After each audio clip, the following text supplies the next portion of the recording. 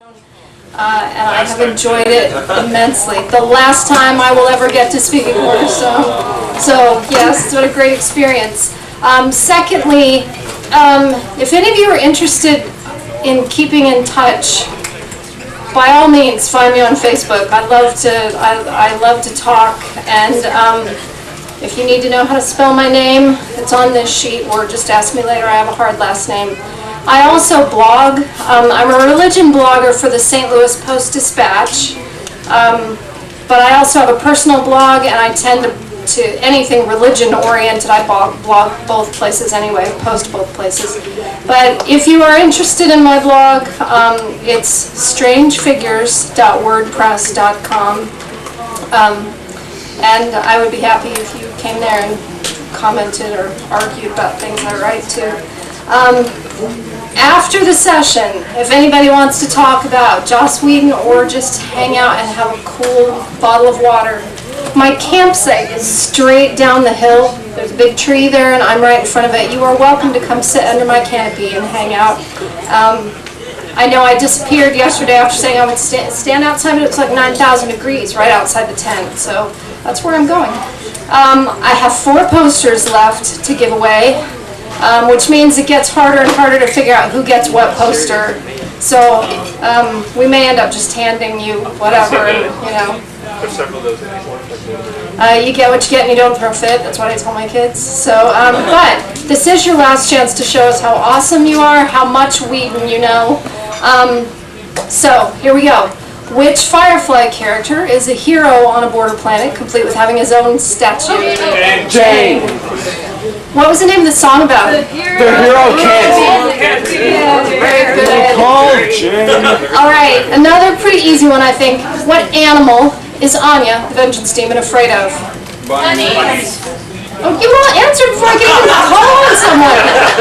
How the heck am I supposed to give that poster away? This gentleman, were you trying to answer? Oh no. Okay, well I don't know what we're going to do about that one. Someone sing the song.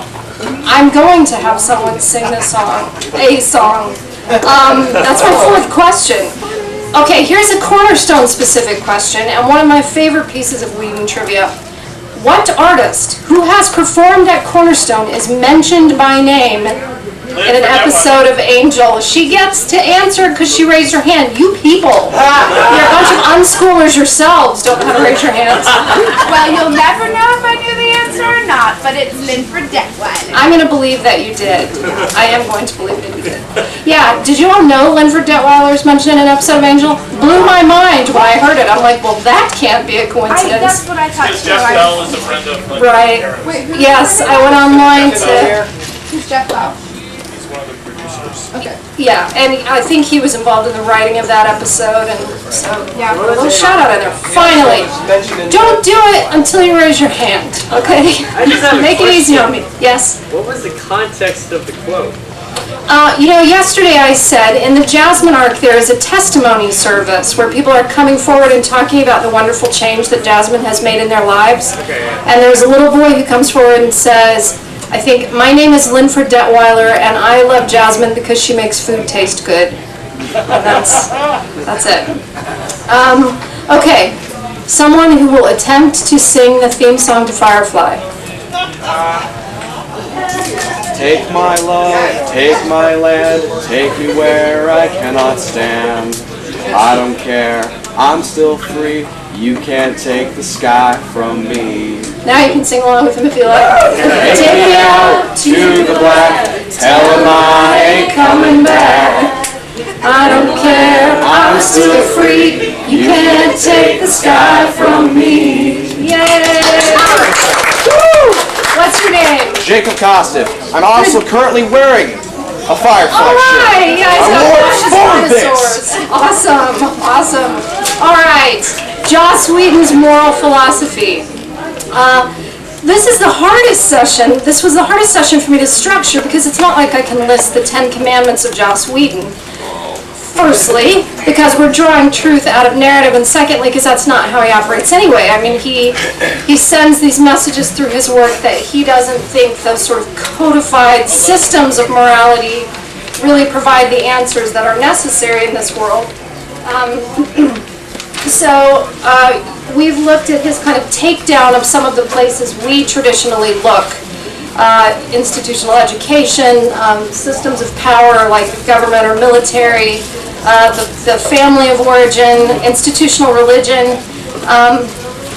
So now I want to look at what he does have to say. And, you know, he describes himself as an existentialist and an absurdist, but his work is very intentionally meaningful. I was telling someone yesterday that he said he wanted to change culture, and he believes that that the best way to do that is through a popular medium, through entertainment. So it's not accidental when we pick up on some of the things we've already picked up and those kind of recurrent motifs in his work. So what I want us to look for today is maybe some common ground in his more positive, this is what we should be like. Is there common ground between Whedon and the gospel? The first statement I'm going to make is that in the Whedonverse, everyone needs redemption. Now that's a very Christian word, right? Redemption, but it's a word I'm not laying on to Whedon. He uses it a lot, particularly in Angel. The word redemption is all over the place. It's also one of the first places that we find our difference with him, because Whedon does not believe in a redeemer. And so how he is defining redemption is instantly different in a lot of ways than we would define it. It's also become a little bit of a cliche, you know, for Christians to look for redemptive themes in popular culture. And you remember Andrew from Buffy? You know, some of you Buffy fans, the trio of nerds, and Andrew is the one who lives to be redeemed. And he is most aware, if anyone is best equipped to recognize that sort of habit of looking for those themes, it's Andrew, because he's a serious pop culture nerd. He would totally fit in here at the Imaginarium. And in the season 7 of Buffy, when he is on his own his own way back from the dark side, where he says he just went to pick up a few things, he says, I'm like Vader in the last 5 minutes of Jedi with redemptive powers minus a redemptive struggle of epic redemption. And so I think maybe Whedon was kind of winking a little at the impulse that we have to look for those themes. Another place where I think it's really funny is in Angel, the very ending of last season of Angel, is he's kind of laying out the plan to his team. He says, I don't want to be pretentious, but one of you is going to betray me. And Spike immediately volunteers. And he's really disappointed that he's not the one that's been chosen to betray him. And he says, oh, can I at least deny you 3 times? But jokiness aside, the redemptive themes that are there intentionally, and they're rooted firstly in the conviction that there is something wrong with us, that we all need redemption, and that like Angel, we all have a lot to atone for. This quote is from an interview that Whedon did about Angel specifically. He says, I'm not sure why it is the redemption is so fascinating to me. I think the mistakes I've made in my own life have plagued me, but they're pretty boring mistakes. I committed a series of murders in the 80s, and I think I once owned a Wilson Phillips album. Apart from that, I'm pretty much an average guy, yet I have an enormous burden of guilt. Ultimately, the concept of somebody who needed to be redeemed is interesting to me. And I think he meant that. I think he feels the same guilt that a lot of people carry with them. We would suggest that he needs someone else to lift that load of guilt for him. But in the Whedonverse, that's something that you kind of have to do for yourself in community. In the beginning of Buffy, there are the Scoobies and there are the vampires in the very beginning, like first episode. It's easy to tell the good guys and the bad guys, but that doesn't last for long. And so you have villains who become heroes, like Cordelia and Anya and Spike, and you have heroes who become villains, like Angel and Willow and Cordelia. And it becomes clear that everyone in the Whedonverse has internal demons. And that's not just in Buffy, that's in every show, really. For some characters, the most painful realization is that their darkness is not rooted in a literary or literally demonic force, but in their own humanity. One of the ways that he shows this is characters on Buffy have a history, and it's one of the reasons the show bears rewatching, because the first time that I watched Buffy through, I did not catch all the clues to Willow's ultimate downfall. But they're there in season 1 when she's sweet little nerdy Willow. You already see her sort of lust for power and knowledge, her deep desire to be seen as important. All the things that will feed into her ultimate fall are already there, being forecast seasons ahead of when we'll kind of catch on to it in our first viewing. In the same way, people's redemption is sometimes forecast seasons ahead.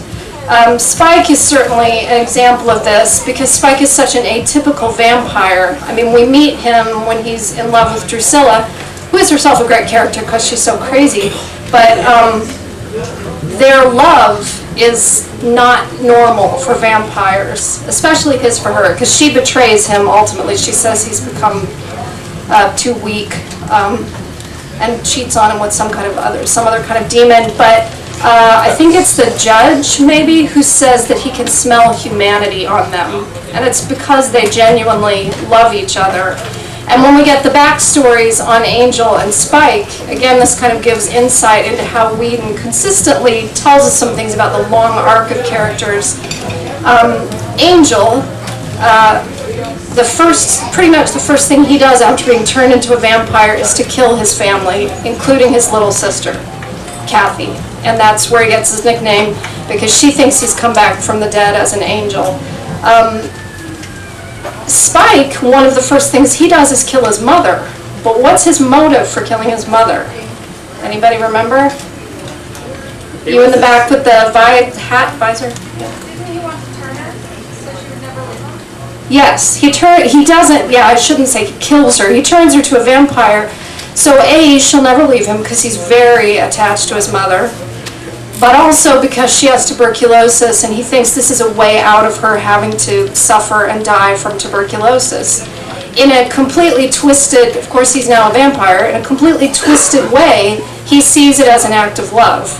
And all through his arc, Spike behaves in ways that are not quite typical of the vampire. So when he is ultimately redeemed in Whedonian terms, it doesn't seem completely out of character. It makes sense. Anyway, but back to this, Angel is an example of someone whose humanity was, you didn't see the redemption in their backstory. He was a mess before he became a vampire. He was a drunk and a ne'er-do-well, and he'd been disowned by his father. And there's an episode called Amends where he is having visions of people from his past, people that he's killed, for the most part, if I recall. And they're reminding him of what he was like even before he was a vampire. And one of them says, "You were a monster long before you were a vampire." And at the end of the episode, he's trying to kill himself. He's in complete despair, convinced that all of his attempts to change are ultimately going to be unsuccessful. And he says to Buffy, who's trying to convince him to live, he says, "Am I a thing worth saving? Am I a righteous man? It's not the demon in me that needs killing, it's the man." Now, in one of those sort of weird mixed messages that Whedon sometimes sends, there's this supernatural act by which Angel is saved in that episode, because he basically just decides to stay out and let the sun kill him, and then the sky becomes incredibly overcast and it starts to snow in Sunnydale. Yeah. And Whedon has said, yeah, there's some pretty clear Christian imagery in that one. And there's like a sign you can see in the background that says "Pray" down in the city. So Angel goes on to become an agent of redemption in other people's lives.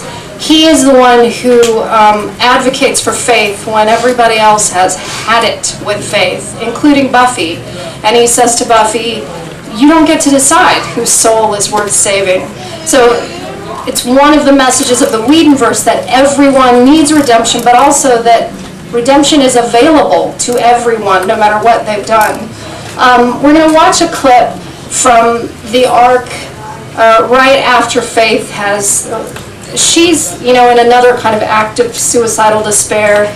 She's trying to get Angel to kill her, and he won't do it. He spots what is happening, and he won't kill her. And now she is trying to change her ways, really with only Angel advocating for her. What you need to know about this scene is that they're in Angel's kitchen, because she's staying with Angel, and she's standing in front of a microwave with the popcorn that he's given her.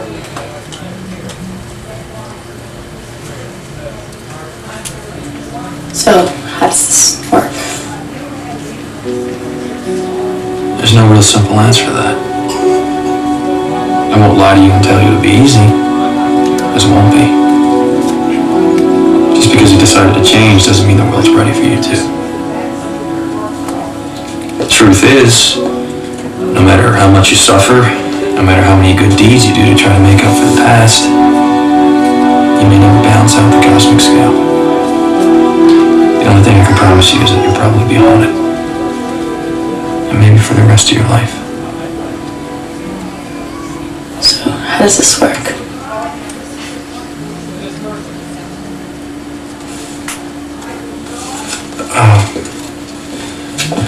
Power level time start. Yeah, that's a cute little joke there at the end. That's kind of a Whedon-esque definition of how redemption often seems to work, especially in the early seasons of Angel, that it's a matter of trying to kind of pay back for all the wrong you've done. And Angel is starting to realize in his own case that you may never be able to balance out the cosmic scales. And again, this is a place where as Christians we would say, you're absolutely right, you're never going to be able to balance out the cosmic scales. But we can at least identify with some of the sense of journey, spiritual journey that there is in his work. I mentioned that redemption is a possibility for everyone, but it's a process, not an act. And I'm in a Wesleyan church. I mean, the tradition that I'm in is Wesleyan. We spend a lot of time sometimes arguing theology about crisis versus process. How much happens in a moment of decision? How much is this lifelong process? So I can at least identify with that sense of being unfinished. Yes, I've made this decision to follow Jesus, but there's still work that needs to be done, and I have to take responsibility for some of that work. Andrew observes in that season 7, he says, redemption is hard. And it typically begins with a moment of genuine repentance, which in Andrew's case, it's when he thinks Buffy's going to kill him, and he finally confesses what he's done to his best friend Jonathan, really confesses it. You might remember the episode Ariel from Firefly when Jane temporarily betrays Simon and River for money. And he thinks Mal is going to kill him, and after he stops pleading for his life, he says, I don't have the quote, but essentially, are you going to tell the rest of the crew what I did? Or don't tell the rest? And as soon as Mal hears shame in him for what he's done, then Mal relents. Yes. The quote goes something according, are you going to tell them what I've done? And then Mal replies, I haven't thought about it. He says, well, make up something. Yeah. He's ashamed of what he's done. This guy needs a poster. Yeah, he does. Well, he's getting one for singing. I wrote another one.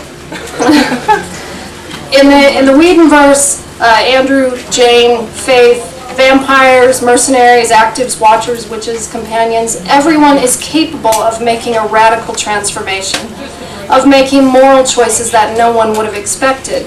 One of the implications of existentialism is that we become based on the choices that we make. We have potentialities for both good and evil inside of us, and which we become, which is actualized, is dependent on our decisions, not the conditions. I have a quote from Viktor Frankl that says, man does not simply exist, but always decides his existence, or decides what his existence will be, what he will become in the next moment. So evil is not what you are, it's what you do. And this is, initially in the Whedonverse, we think if someone is a vampire, they are evil. But even that idea is undercut, or In Angel, they're early on, because it's when Doyle is still in the series, they're protecting a group of demons from genocide, and Cordelia says, you know they're demons, right? Doyle says, that doesn't make them bad persons. So it's not who you are by nature, by condition, by setting, but it's what you choose to be. And redemption is the slow work of conquering your internal demons, which leads to the transformation of your life. However, this is not a solitary act. We talked about unhealthy families of origin, and I didn't mention this one yesterday, but from what little I know about Runaways, there's another good example. The parents are all villains, right? And so in the Whedonverse, when your family of origin does not provide the community you need, or does not provide the assistance you need in the long work of redemption, the remedy is not to go it alone, but it's to draw strength from a chosen family. And I have a clip from the family episode of Buffy. I think this scene is a little cheesy, to be honest, but it works. And watch for Spike, because he always makes it better. Or listen for Spike. This is, Tara is Willow's girlfriend. And Tara's family has for generations been telling the women of the family that they are part demon, and it manifests itself at the age of 20, maybe? So they've come to basically take possession of her before she can do any damage to anyone else. And she's kind of complicated matters by trying to cast a spell that will keep her friends from finding out about this. And the spell's been exposed. Her family and the Scoobies are all there kind of confronting each other.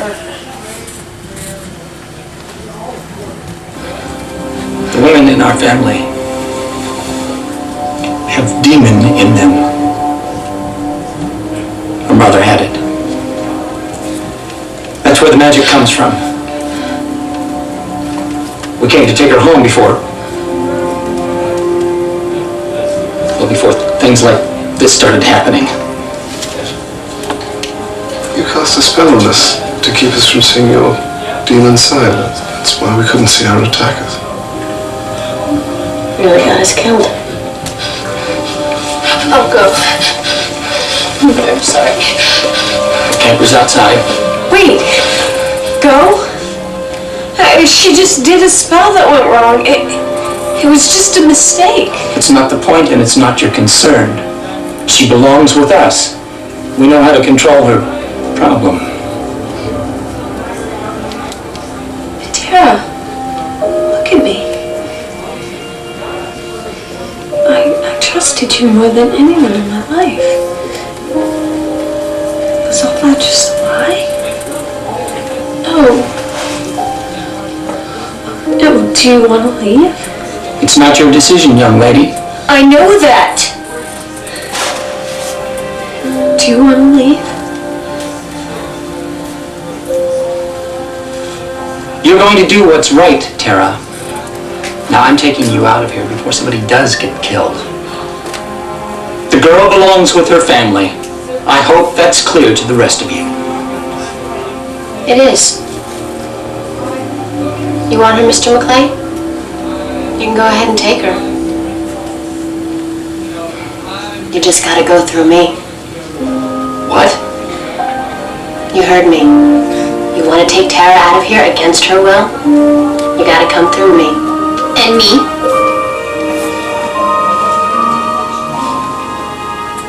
Is this a joke? I'm not gonna be threatened by two little girls. You don't want to mess with us. She's a hair puller. And you're not just dealing with two little girls. You're dealing with all of us. Except me. Except Spike. This is insane. You people have no right to interfere with Tara's affairs. We are her blood kin. Who the hell are you? We're family.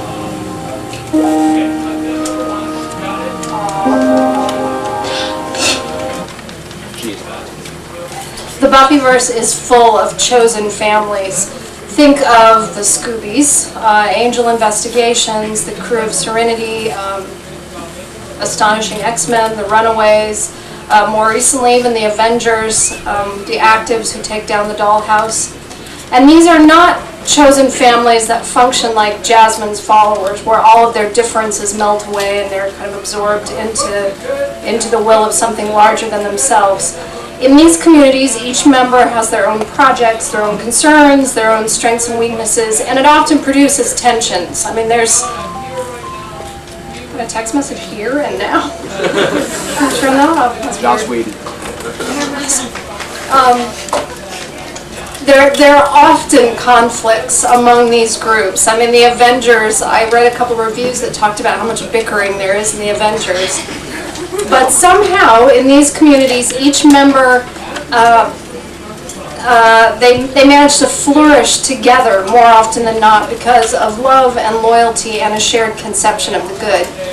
A lot of the heroes of the Whedonverse start out alone. I mean, the whole mythos of the Slayer is that she's the one, the only one in her generation, and I think it's Spike who says a Slayer with family and friends. That's new.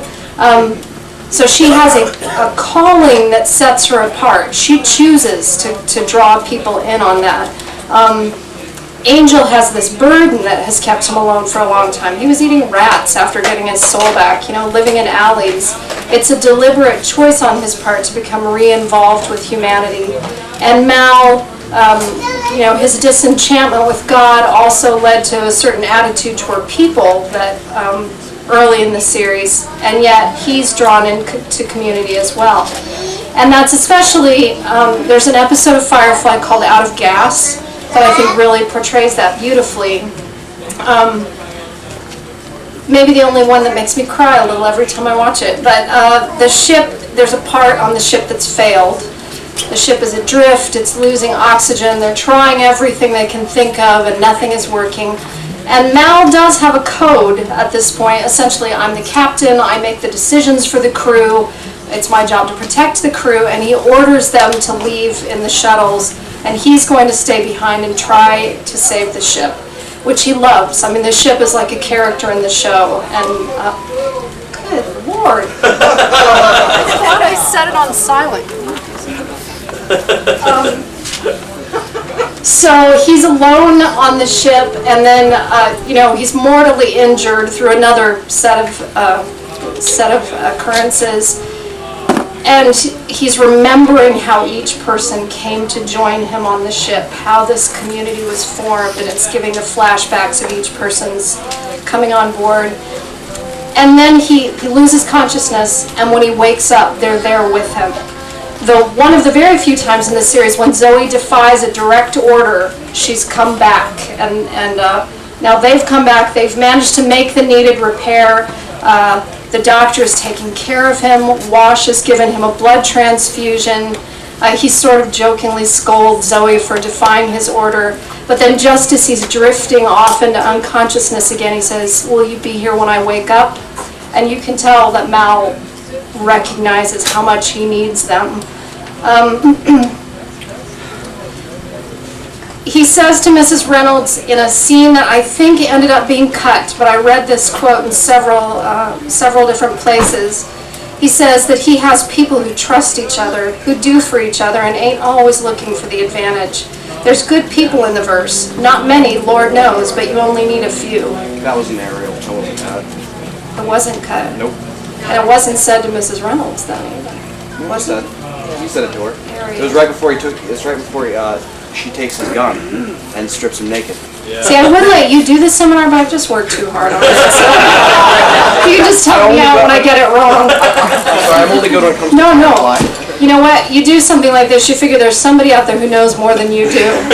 So I'm glad to meet you. And the rest of you who are not speaking up. But in any case, we can identify with that. I mean, is this not a chosen community? It is 100 and whatever degrees. And I know it's the last cornerstone, but every cornerstone, a lot of us do not come because we enjoy camping.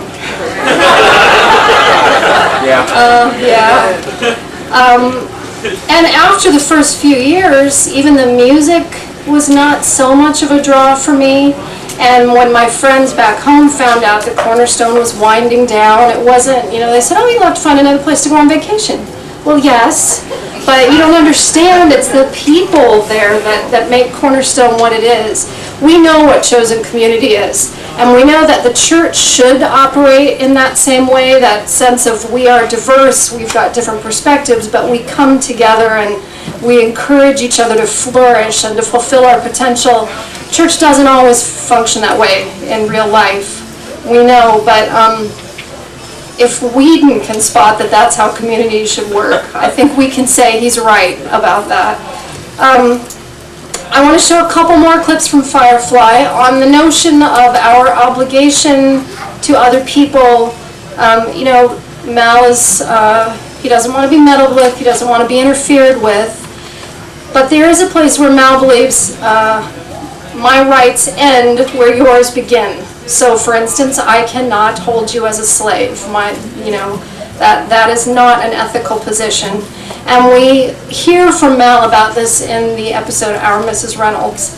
They've been on one of the border colonies, and perhaps they were doing some business there. There was a party, Mal was drunk, and somehow he wound up married to a young woman from the community who winds up back on the ship with him. And she's played by Christina Hendrickson, who some of you might know from Mad Men or Drive or some other, Firefly is how I know her, really. But, now, it turns out she's a con artist, but Mal does not know that in the scenes ahead, and he does not want to stay married to her. He did not mean to marry her, and he's trying to figure out how to get rid of her. Which is very upsetting to her. So we'll play this next clip, which is conversation between the two of them. Woman, person.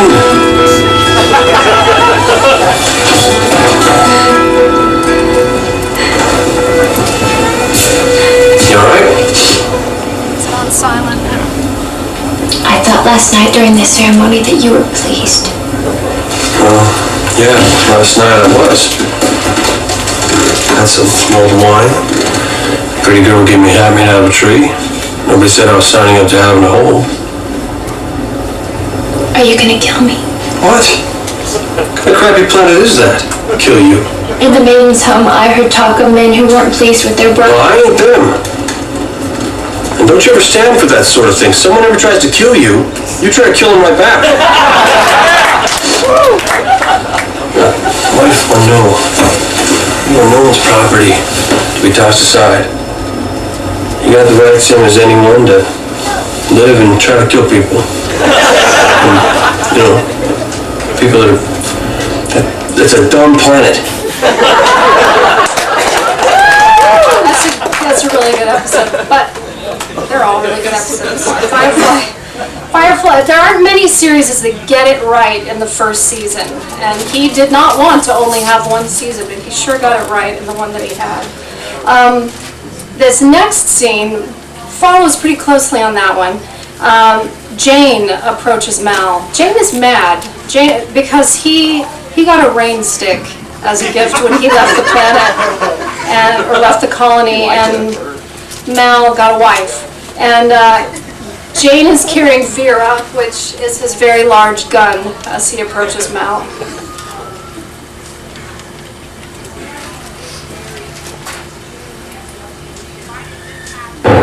Do I have your attention? Kind of going to extremes here, ain't we? There's times I think you don't take me seriously. I think that ought to change. Do you think it's likely to? You got something you don't deserve. And it's brought me a galaxy of fun, I'm here to tell you. 6 men came to kill me one time. The best of them carried this. It's a Callahan full-bore auto-lock. Customized trigger, double cartridge throw gauge. It is my very favorite gun.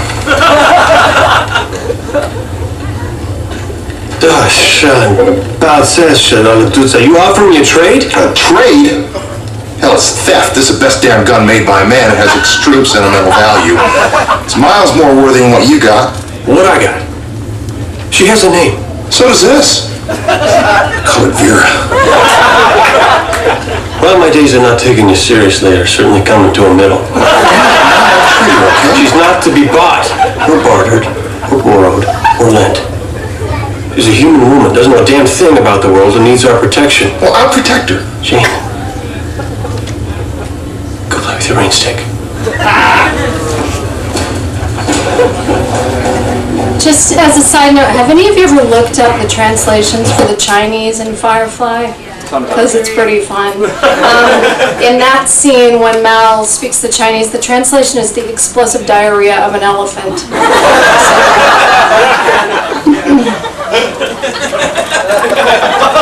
So here, at least on Firefly, we get a sense of the moral obligation that people have to each other. I do not have absolute freedom. It's not just will to power. It's not, the strongest person wins. But we have an obligation to treat other people as autonomous beings in need of respect and their own agency and sometimes protection if they seem to need it. At this point, Mal thinks she's very childlike, innocent, because that's how she's acting, and he feels an obligation to protect her. He will find out that she's neither childlike or innocent soon enough. Connected to that is how closely our humanity is bound up in our free will. It's not just that humans deserve to be free, but that to be human is to be free in the Whedonverse. And there's a real tension between destiny and freedom. Buffy has a calling, and Angel has prophecies, and there are all sorts of things that seem to be binding people's futures. One of the writers, essay writers on Buffy said he thought the whole show really is about her choosing to be chosen, because there is a period of time when she's fighting her calling, there's a period of time when she seems sort of resigned to it, and then there's a period when she kind of steps up into it of her own free choice. Having said that, she never escapes being the Slayer, but there's also some places in the Whedonverse that indicate even if your path seems to somehow be fixed, you can fight that. Gunn gives a speech once about, I didn't put this one in my notes, but essentially saying even if it looks like the whole game is rigged, you never know when you are making the move that will change everything. And it could be when you're crossing the street, or it could be when you're fighting a demon, but you have to live every day as if you are making choices that really matter. Now, Whedon is aware that not all of our choices are equally unfettered. Some choices that we make immediately limit our freedom. Yesterday, I think someone asked about the relationship between Faith and the mayor. It's interesting that you remember what she calls him, her kind of chosen nickname for him? Boss. This is Faith, who's like so proud of being a free spirit and not doing things the way other Slayers do them. As soon as she signs on with the mayor, she recognizes that she has a boss. And the first time that he sends her to assassinate someone, that person asks her, "Why are you doing this?" She has no reason. It's because, the boss told her to. So you can make choices that immediately fetter your freedom. And then there are times when moral obligation helps make the choice for you. In the train job episode of Firefly, they have, because they steal, they work the black market. They have taken a contract from Niska, who is kind of a criminal overlord, and they've stolen something not knowing what it is. And then they find out that it's medicine that was really desperately needed by this colony, and they return it. And the sheriff figures out that Mal was the one who stole the medicine, and at the end of the episode he sees Mal, and he says, "These are tough times. If a man can get a job, he might not look too close at what the job is. But a man learns all the details of a situation like ours, well, then he has a choice." And Mal replies by saying, "I don't believe he does." Once Mal knew what this was, he felt like it's a done deal. There isn't a choice. The right path is clear. Sometimes we get the choices wrong and suffering will result. But even so, to remove the possibility of freedom is to destroy humanity. This is the a large part of the point of Serenity, where they tried to create a world without sin, and it winds up as a planet full of corpses, and Mel says, here's your world without sin. And also of the Jasmine arc, where she promises to eradicate all evil. And that's why it becomes intolerable to Angel once he's able to see what's really happened. This scene, the fifth clip here, is after Angel and his team have found a way to expose her true face to the entire world. And she is, honestly, immediately chaos ensues. Where it had been harmony and Beach Boys music under Jasmine's reign. As soon as the truth is exposed, it's kind of the old world starts to come back, and this is Angel and Jasmine talking about it.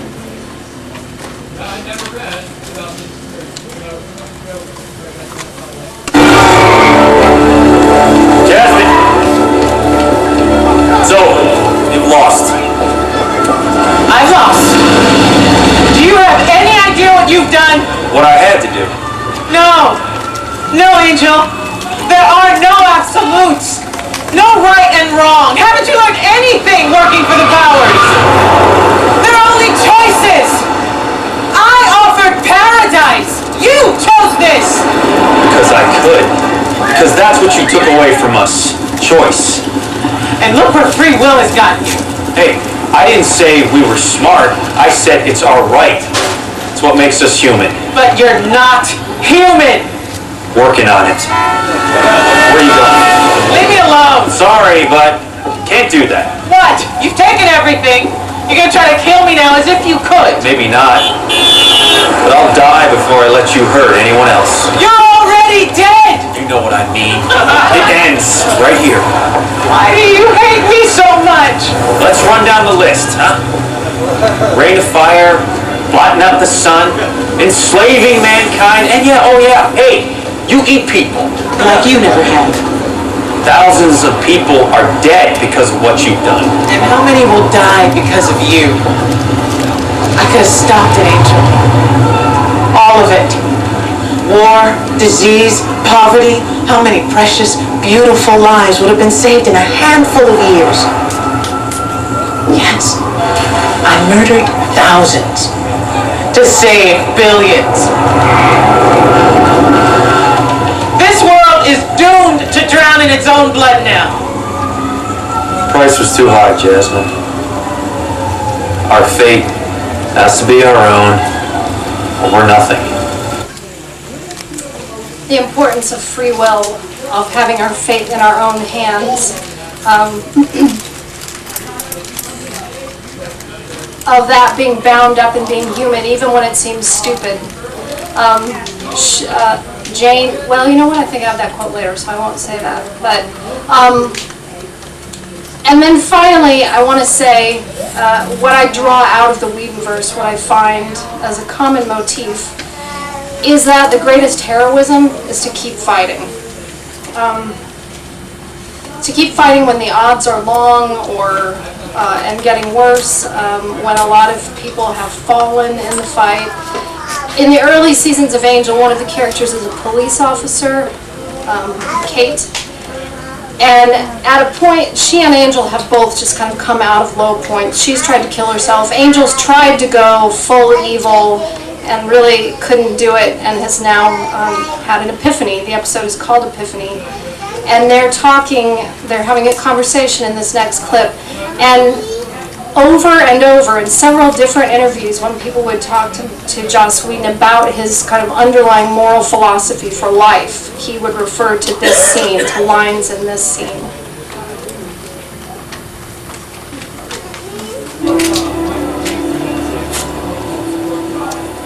I feel like such an idiot. A lot of that going around. I just couldn't. My whole life has been about being a cop. If I'm not a part of the force, it's like nothing I do means anything. It doesn't. Doesn't what? Mean anything. The greater scheme, the big picture. Nothing we do matters. There's no grand plan, no big win. You seem kind of chipper about that. Well, I guess I kind of worked it out. Like there's no great glorious end to all this. If nothing we do matters, and all that matters is what we do. Because that's all there is. What we do now, today. I fought for so long for redemption, for a reward. Finally just to beat the other guy, but I never got it. Now you do? Now all I want to do is help. I want to help because I don't think people should suffer as they do. Because if there's no bigger meaning than the smallest act of kindness, it's the greatest thing in the world. Yikes, it sounds like you've had an epiphany. I keep saying that, but nobody's listening. Well, I'm pretty much convinced. Since I'm alive to be convinced. You know, you don't have to be a cop. I'm okay. Anyway, I'm not headed towards another pill-a-thon. I'm very grateful. I never thought you'd come for me, but I got cut a huge break, and I believe. I don't know what I believe, but I have faith. I think maybe we're not alone in this. Alright. Because I never invited you in. Of course, Angel is a vampire, so you have to invite him in for him to come in. This is one of those places where Whedon sticks in sort of an interesting inconsistency. In the same scene that is about living in a meaningless universe, again, there's this supernatural act that's kind of act of grace by which he's been able to rescue Kate because he got in without being invited in, and she sees that as a sign that someone was watching out for her. But Joss Whedon says, essentially, if you were to quote or to sum up his moral philosophy, if nothing we do matters, then all that matters is what we do. Or later in the scene, if there is no bigger meaning than the smallest act of kindness is the greatest thing in the world. Now, evil is persistent in the Whedonverse. It's never fully defeated, it just keeps coming. So why bother to fight the good fight if you can't win? It's a question the characters in the Whedonverse confront over and over as despair threatens to swallow them, as they watch loved ones fall in the ongoing war. They don't fight for victory, Angel tells Buffy at one point. They fight because some things are worth fighting for. They fight even in a universe where no outside help can be counted on. Mal tells Shepherd Book, I ain't looking for help from on high. That's a long wait for a train don't come. The champions of the Whedonverse often fight against impossible odds and despite better judgment. Shepherd Book told Jane, if you can't do something smart, do something right. Despite the bloody battles that litter the Whedonverse, our heroes also fight with what we would say are spiritual weapons. With forgiveness, which Giles tells Buffy is given not because it's deserved, but because it's needed. With mercy, which Mel says is the mark of a great man.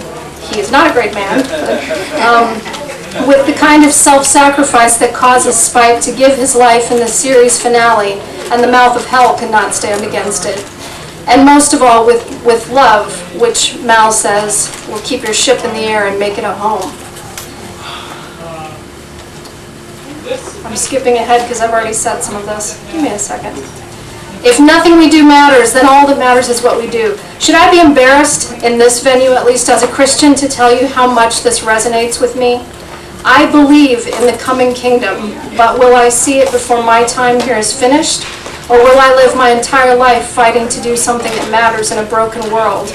My faith that there is help from on high sustains me, but also gives me admiration for those like Whedon who look into the abyss, find no savior, no champion, and yet continue to fight the good fight. In the essay I referenced yesterday, Let's Watch a Girl Get Beaten to Death, Joss writes, it's no longer enough to be a decent person. It's no longer enough to shake our heads and make concerned grimaces at the news. I've always had a bent toward apocalyptic fiction, and I'm beginning to understand why. I look and I see the earth in flames, her face nothing but red. All I ask is this: do something. Try something. Nudge yourself past the brink of tacit support to action. Whedon is doing something through his writing, and he's gained access to us through the avenues of science fiction and fantasy and horror, through through superheroes and slayers, and he pleads for a humanism which is rather a heroic stance toward the world, I think. But in fact, the real heroism of Whedon's creatures is not in the fight scenes. It's in their stubborn commitment to humanity, to becoming truly a part of community and believing in the potential goodness of people, individuals, in taking personal responsibility and allowing others the power to do the same.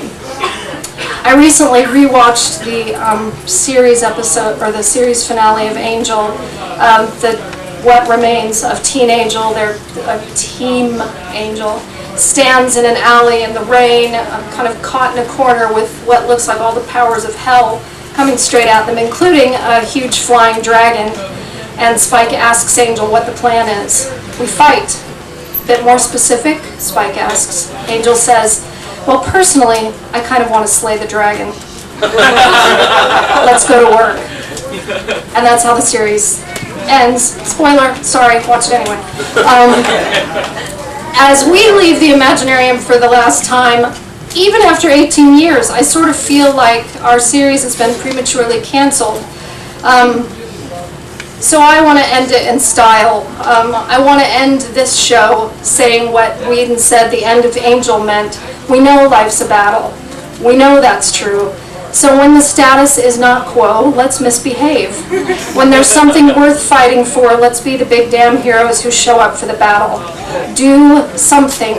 We can do it with the gospel. We can do it with the strength of God behind us, but at least let us have the same passion that an atheist, existentialist, absurdist can bring to the fight. Whether the demon is out there, or as is so often the case, in here, let's fight. Let's slay the dragon. Let's go to work.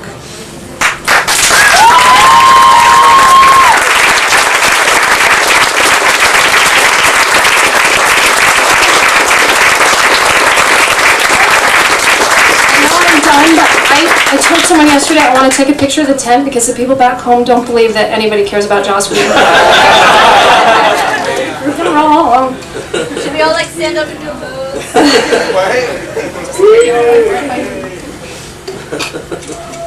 Thank you.